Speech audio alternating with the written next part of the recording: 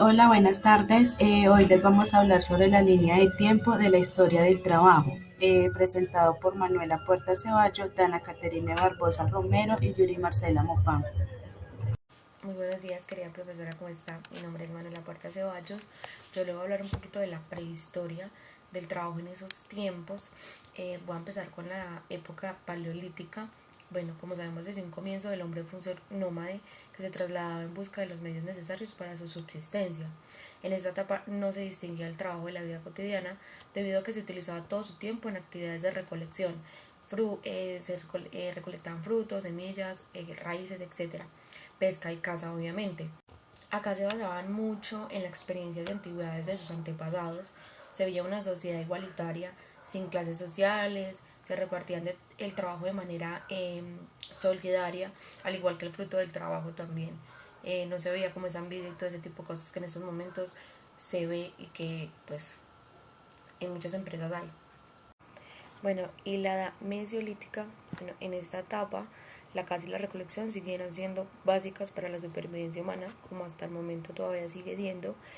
La caza se especializó en unas pocas especies, intensificándose, y la recolección se organizó y se convirtió en un forrajeo organizado. ¿Qué quiere decir? Que todo tenía su tiempo, su espacio. eh, Habían tiempos en los que sabían que podían cazar, que podían recolectar. Todo era de manera como más organizada.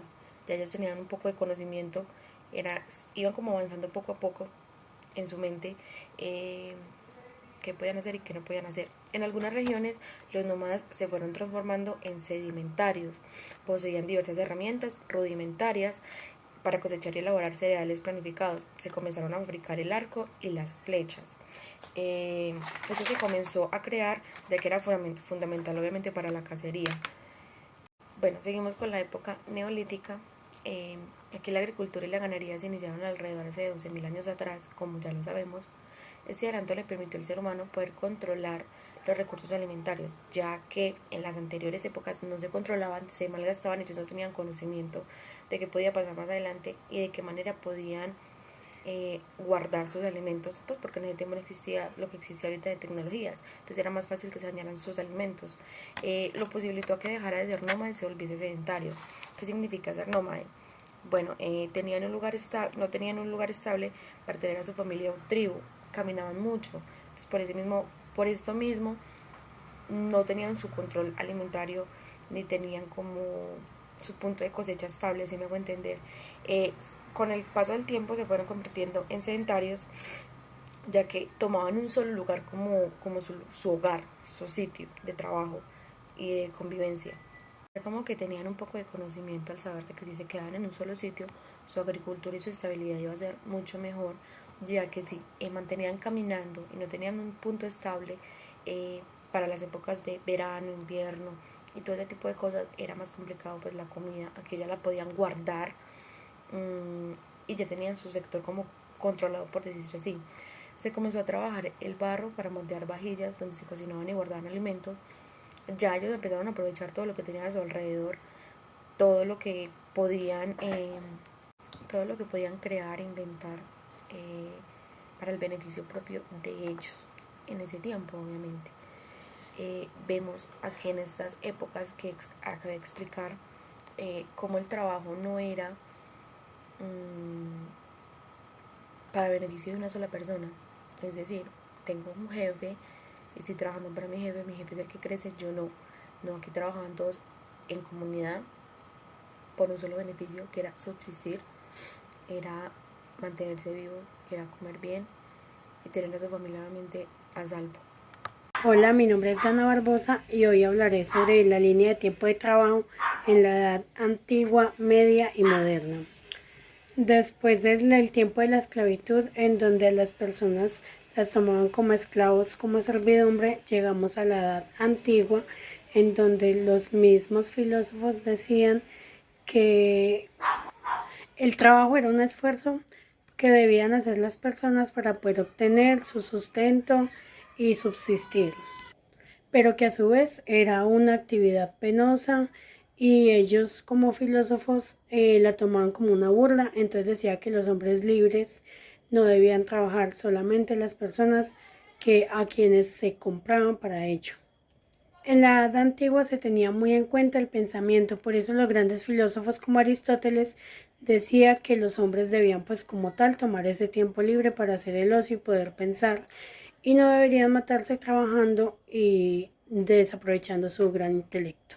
En la Edad Media el cristianismo tomó mucho partido durante pues todo este tiempo y ya las personas pensaban en el trabajo como un pecado, un castigo de Dios que lo había tomado como represalia después de que Adán y Eva le hubieran desobedecido. Por eso la mayoría decía que el trabajo era por culpa de la desobediencia y no porque realmente fuera una virtud o algo que fuera esencial para la vida. Gracias a que el cristianismo siempre tomó el trabajo como un pecado, se vio de muy mala manera la gente que trabajaba durante esta época.